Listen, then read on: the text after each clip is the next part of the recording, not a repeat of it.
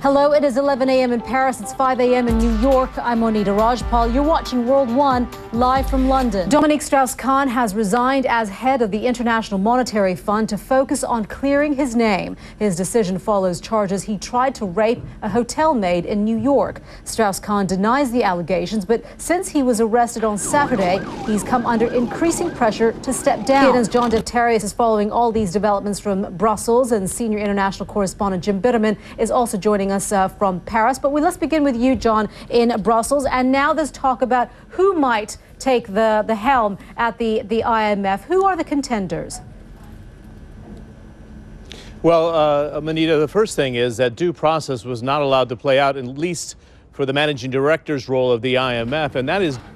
All right, John, let's go over now to Jim Bitterman in Paris. And Jim, of course, while that's happening on the one side, the political side, let's take a look at how it's also this fallout continues to take place in Paris. Tell us a little bit about, the scandal that continues to rock France. Well, I think one of the things that happened here this morning, I think, was the idea that they saw this letter from Dominique Strauss-Kahn. It's the first time that anyone here has heard anything from him. Now, the role of managing director of the IMF requires expertise in both economics and international relations. Many of the people now being described as contenders are from the developing world. Let's begin with the first contender, Kemal Dervish. He's from Turkey, where he served briefly as the economy minister. He is a former head of the United Nations Development Program and spent more than 20 years at the World Bank. Up next is Agustin Carstens. He is the gentleman on the right here, currently governor of Mexico's central bank. He has experience of the inner workings of the IMF, where he was one of 3 deputy managing directors. Another contender is this gentleman, Montek Singh Ahluwalia. He is from India. He joined the World Bank right after he graduated from Oxford University and became the youngest ever divisional head at the age of 28. An early favorite was Britain's former Prime Minister and Finance Minister Gordon Brown. His chances, though, seem to have vanished because the current Prime Minister, David Cameron, has not backed him.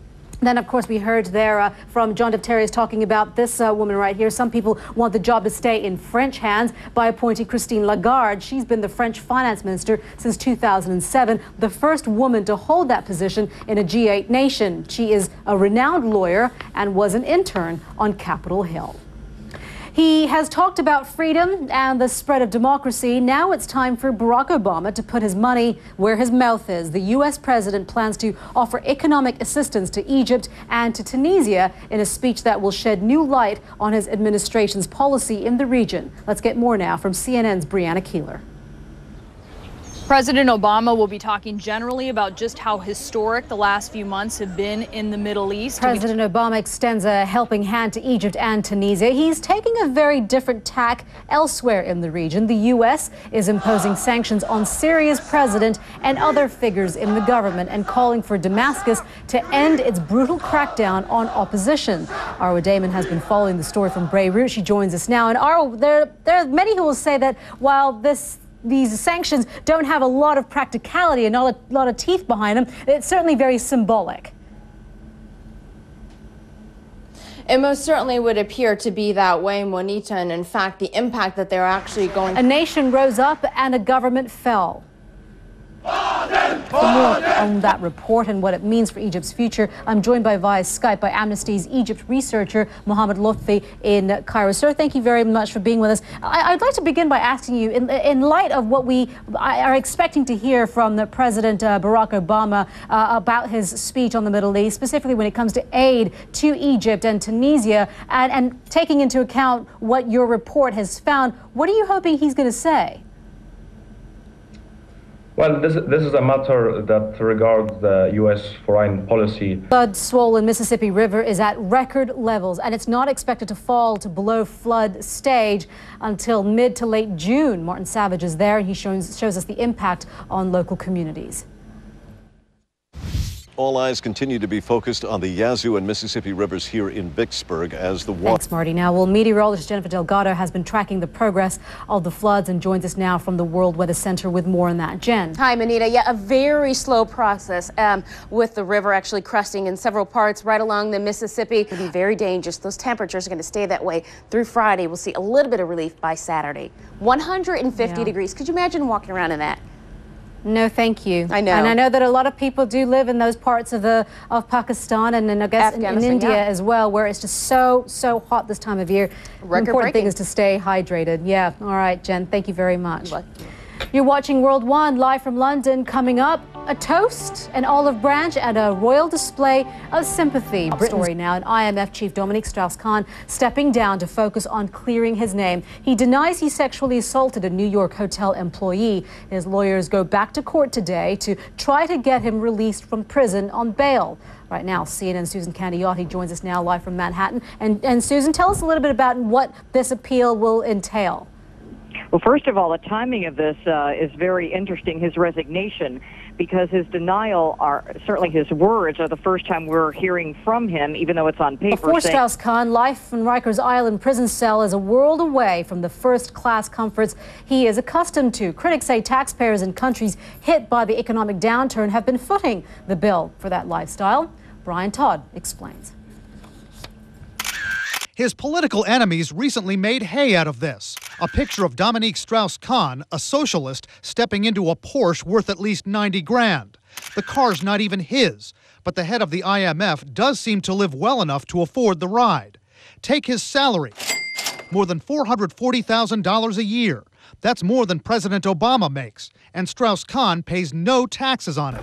A new partnership. Britain's Queen Elizabeth has offered deep sympathy to the victims of Britain and Ireland's turbulent past, underlining the spirit of reconciliation that has pervaded her historic visit to Ireland. Her words at Wednesday's state dinner in Dublin Castle could be viewed as a huge step toward healing old divisions. Welcome back. The football club that claimed a piece of silverware on Wednesday was guaranteed to be Portuguese.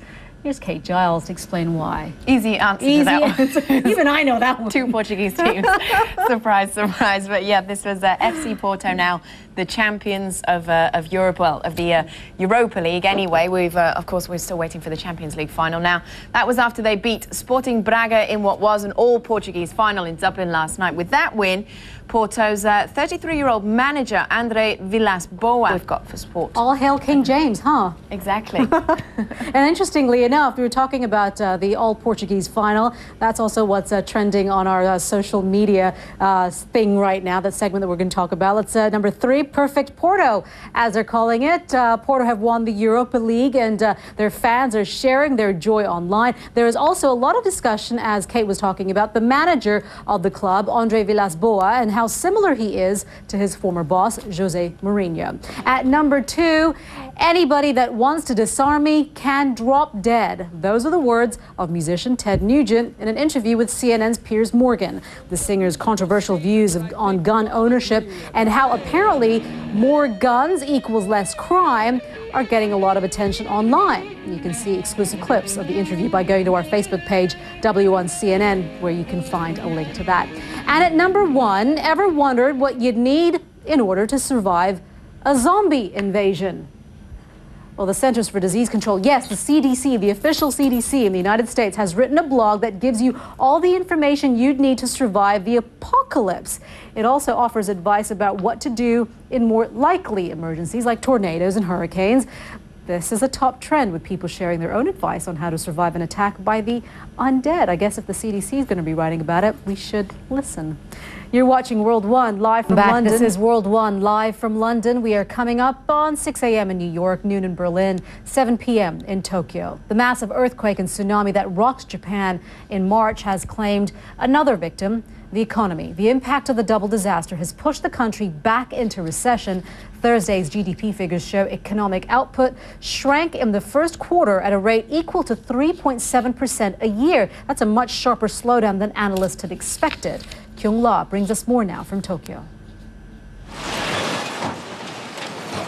The tsunami that leveled Japan's northern coastline on March 11th is now, 2 months later, destroying a new terrain, the country's economy. Japan's government announced the nation's gross domestic product fell at a surprising 3.7% annualized rate in the first quarter of 2011. Perhaps most concerning about today's GDP figures is that the tsunami hit late in the first quarter in March. This upcoming quarter will be a much more accurate look at how this economy is truly struggling. Kyung-Law, CNN, Tokyo.